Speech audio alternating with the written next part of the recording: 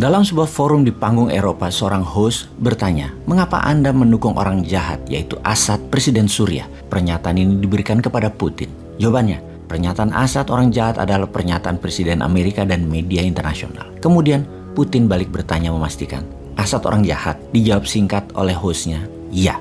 Maka Putin pun berkata, "Kami bukan melindungi Presiden Assad, melainkan melindungi negara Suriah. Kami tidak ingin Suriah menjadi seperti Libya, menjadi seperti Somalia, atau menjadi seperti Afghanistan, di mana kehadiran NATO di sana selama bertahun-tahun tidak membuat perubahan yang lebih baik." Apakah Assad membuat kesalahan? Ya, mungkin banyak. Tapi apakah orang-orang yang menentang itu malaikat? Siapa yang membunuh orang-orang dan anak kecil di Suriah? Siapa yang memenggal kepala orang? Apakah ISIS yang mendukung Amerika yang melakukan itu yang harus kita dukung? Anda tahu bahwa kami dan Amerika memperdebatkan tentang kawasan mana yang harus digempur, mana yang tidak. Di sana ada kawasan yang tidak boleh diserang. Kenapa? Karena ada banyak pasukan militan oposisi moderat. Di sana sekutunya Amerika. Tetapi di sana ada juga ISIS, ada Jabhat al-Nusra. Di kawasan itu semua bercampur. Jadi kamu tidak akan tahu siapa-siapa saja yang ada di sana. Jadi mereka seharusnya, oposisi moderat tersebut, memisahkan diri dari teroris-teroris ISIS, al-Nusra, dan lain sebagainya. Untuk apa mereka berkumpul bersama teroris jika mereka orang baik? Apakah kalian, Amerika, menyuruh mereka memisahkan diri dari ISIS dan Nusra agar kami bisa mendapatkan kesempatan menyerang para teroris tersebut? Tidak. Amerika berkata, "Jangan sentuh dan jangan serang mereka." Kenapa begitu? Apa harus menunggu mereka menyerang kami atau menyerang Anda? Kami tidak ingin begitu. Mengenai korban yang tewas dari penggunaan senjata termasuk senjata kimia, semua itu adalah kesalahan informasi. Untuk saat ini, kami sangat meyakini bahwa itu hanya hasutan. Assad tidak pernah menggunakan senjata yang dituduhkan. Dan semua itu dilakukan oleh orang-orang yang ingin menyalahkan dia, yaitu pihak Barat, sekutu, pihak Amerika, dan pihak media Amerika. Di sisi lain sekarang, ketika Trump menjadi presiden yang dilantik 2017, tema kampanye Trump mengambil semua tema kampanye idolanya Presiden Amerika ke-40 yaitu Ronald Reagan. Bagi seorang Bosman, secara pribadi, masa Reagan jadi presiden adalah masa kuliah di negeri Paman Sam. Jadi, sangat memahami mengapa Trump mengidolakan Reagan. Republikan adalah partai politik pro swasta, disebut partai koboi, dan ketika menjabat, perangnya Amerika adalah dogfight, berhadapan satu dengan yang lain. Kalau Demokrat, partainya adalah heavy on government. Apa-apa pemerintah, apa-apa lord. Kalau perang kucing-kucingan, pakai operasi intelijen dan pakai CIA. Republikan sangat nasionalis, Demokrat sangat globalis. Ketika menjabat Gedung Putih, Trump di tahun 2017 diambil sumpah. Sejak saat itu, Amerika, Tiongkok, dan Rusia adalah 3 negara utama dunia dalam kekuatan militernya.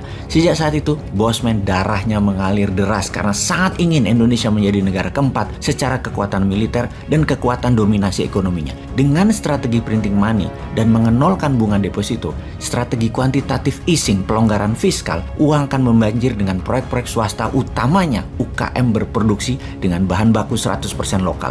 Indonesia dalam waktu sekejap akan sejajar dengan ketiganya melalui strategi ini. Namun, ini semua menjadi mimpi ketika di kabinet ada yang memuja hutang, anti bisnis swasta, UKM, mengetatkan kebijakan keuangan, kredit rendah, uang beredar hanya 44%. Maka hasilnya ekonomi jalan di tempat, tidak bergerak leluasa dan menjadi budak investor-investor asing. Dengan strategi invest in my country, dengan hutangan dan proyek yang menguntungkan investor. Bentar, kalimat ini nyinyir ya.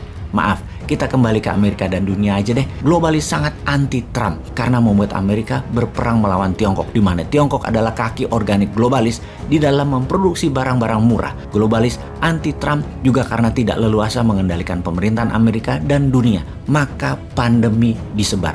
Pandemi menjadi senjata politik awalnya untuk menjatuhkan Trump. Ketika Biden menang, maka pandemi menjadi senjata ekonomi bagi big farmasi untuk panen ke seluruh dunia. Banyak analis pertahanan pernah mengatakan kalau Trump masih jadi presiden, pandemi corona akan diserang globalisnya dan dunia tidak ambyar seperti sekarang. Panjang dan banyak penjelasan Bosman akan hal itu di tahun-tahun kemarin. Percayakah sahabat, kalau Trump jadi presiden saat ini, Ukraina tidak mungkin diserang Rusia. Rusia menyerang Ukraina sekarang karena ada satu kalkulasi kepastiannya. Sangat yakin NATO tidak akan membalas. Yakin Amerika tidak akan masuk berperang frontal secara militer. Paling jauh adalah menggunakan sanksi ekonomi. Walau perang besar bisa saja terjadi, namun untuk menolong Ukraina, Amerika dan NATO tidak bergerak banyak. Mengapa? Karena Amerika kalah di banyak front di berbagai pertempuran, baik militer maupun perdagangan. Di zaman Biden yang sudah mulai peluang lupa ini. Biden merupakan presiden Amerika terlemah sepanjang masa modern ini. Inilah masa yang untuk kedua kalinya New Mind getem-getem gregetan. Pertama di tahun 2017,